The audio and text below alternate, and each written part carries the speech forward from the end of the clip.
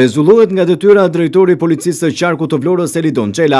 Pezullimi i drejtorit të policisë ka ardhur për shkak të ngjarjeve të ndodhura një ditë më parë në Zvërnec.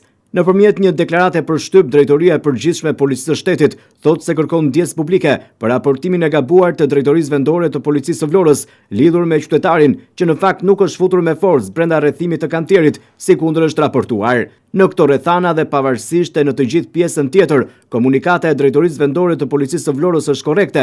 Drejtori i Përgjithshëm i Policisë së Shtetit ka vendosur pezullimin e menjëhershëm nga detyra të drejtorit të Drejtorisë Vendore të Policisë së Vlorës Elidon Çela, thuhet në deklaratën e Drejtorisë së Përgjithshme të Policisë. Sipas saj, besimi i publikut për Policinë e Shtetit është vlera më e rëndësishme dhe cënimi i tij nuk mund të justifikohet në asnjë rast. Dërsa lidhur me pretendimet e protestës në fjalë, policia bën me dije se janë ndjekur me vëmendje dhe territori rrethuar rezulton pronë të rësish private, me dokument të rregullt hipotekor, si dhe me autorizim ligjor për rrethimin.